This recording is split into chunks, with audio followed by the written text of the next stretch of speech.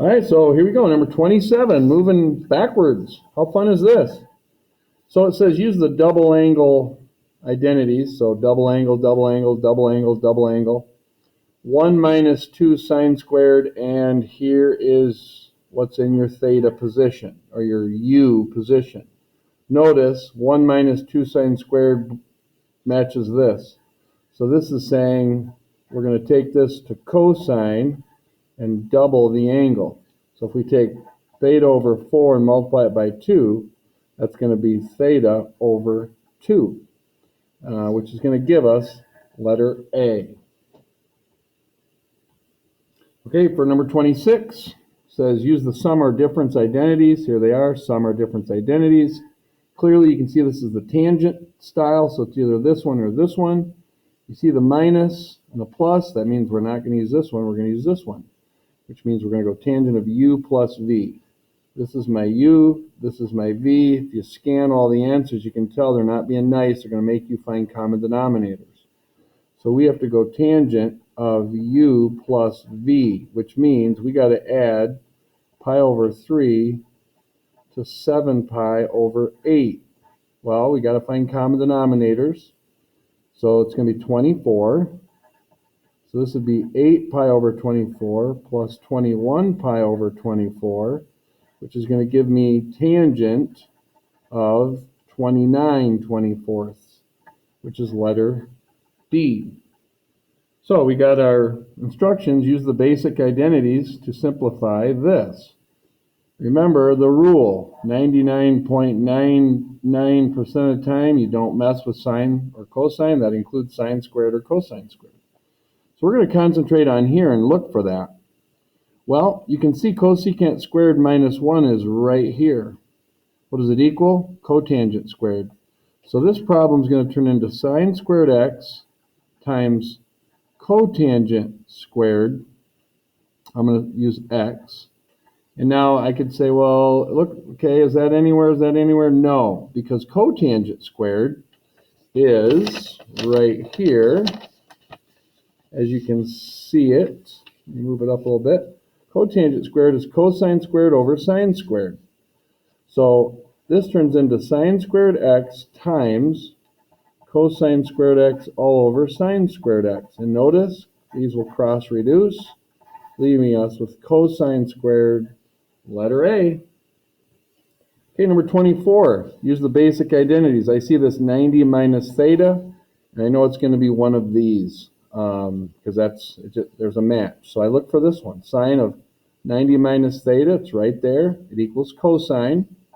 So this equals 1 over cosine theta. I'm thinking, am I done? Am I done? So multiple choice is going to make this a little easier. Obviously, we're not done. Well, what is 1 over cosine?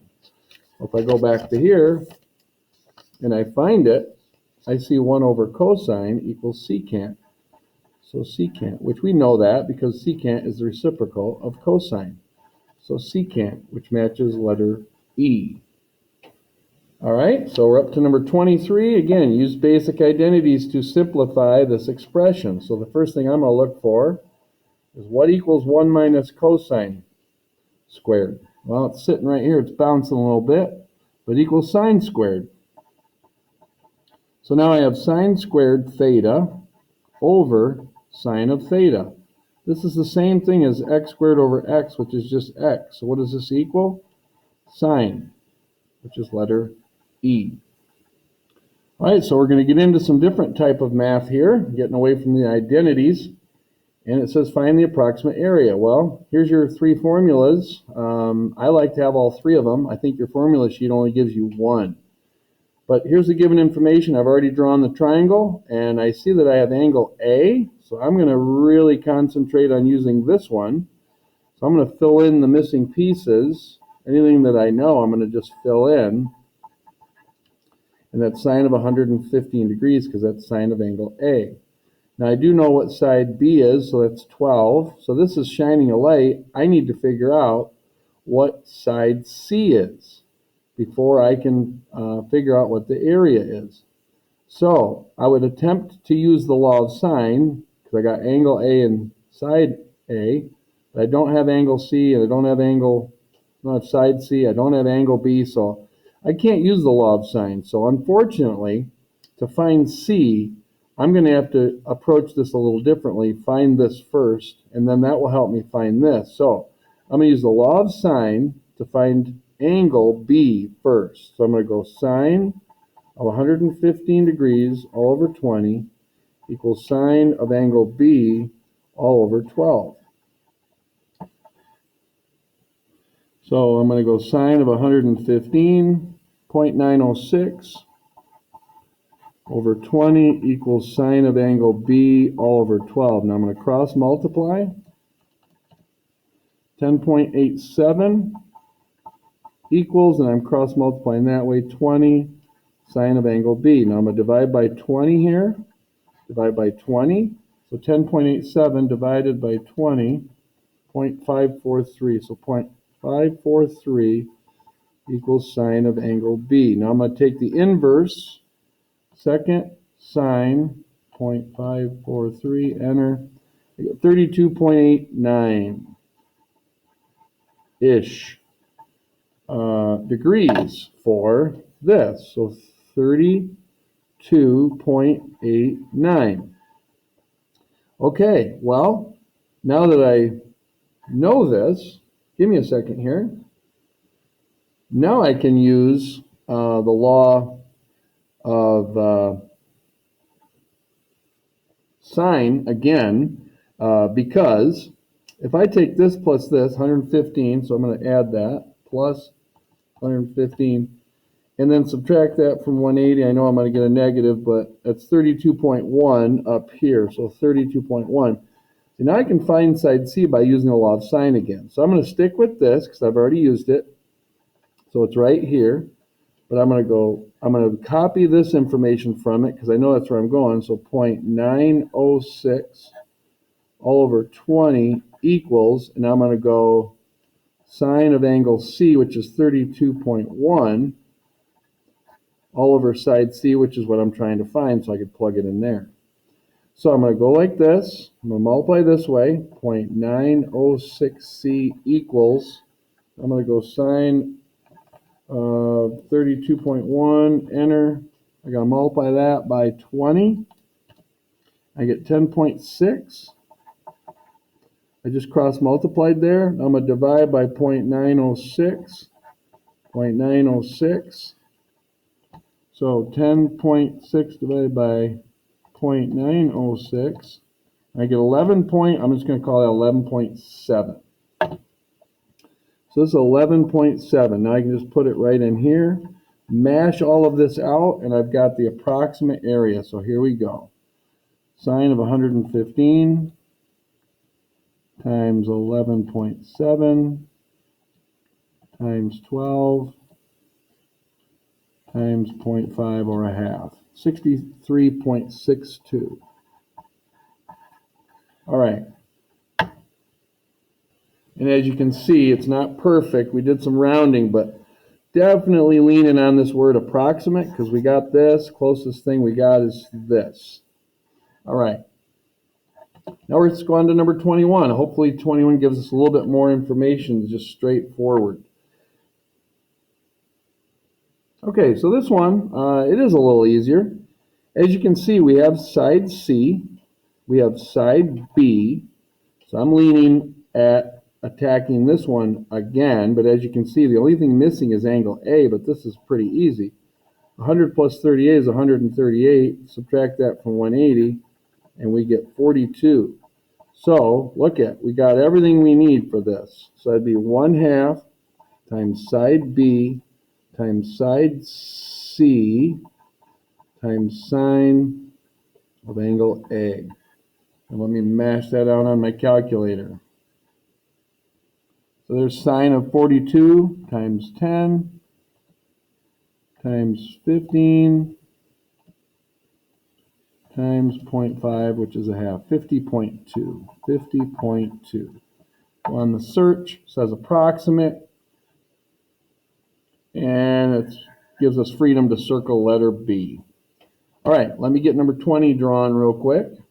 All right, so we got number 20 drawn, and I've also selected the one that looks most beneficial because you see this one involves angle C, and we have angle C. So let's stuff in everything we need. So we got to find side C, so C squared equals A squared, which is 4 squared, which is 16, plus B squared, which is 81, minus 2, times A, whoops, that's a 4, times B, which is 9, cosine of 25 degrees. All right, so I have this formula. I hope it was on the screen. I don't think it was. I recognize that this is the one that has angle C, and that's the only angle I know. So that's why I chose this one. I put everything in here, and now it's a matter of can you follow PEMDAS. So C squared equals, this is 97, minus, give me a second, I'll figure it out. All right, so this whole mess turns out to be 65.25. I'm going to subtract 97. So I get 31.7, we'll call it 5. So C squared equals 31.75. Now I got to take the square root of this. So 31.75, 5.6. So approximately 5.6, which is letter A. Okay, number 19. So I've listed all the given information, drawn the triangle. Obviously, it's not accurately drawn. That doesn't look like 8 degrees, but don't worry about it. It says find the approximate length of side A. Now, the best thing to do is always try to use the law of sine. And notice we've got this degree measure, and that adds up to 158. So I'm going to go ahead and subtract that from 180, and I get 22 degrees. And now I am loaded for bear, as they say. I got angle C and side C, and I need to find angle A. So here's the law of sine. So I'm going to go sine of 22 degrees all over 2 equals sine of 150 all over A. All right. So now we got to use our calculator. So we're going to go sine of 22, that's 0.37. Sine of 150 is 0.5. So I can multiply that way. I can see half of 2 is 1. I'm going to get 0.37a. And now I'm going to go ahead and divide by 0.37.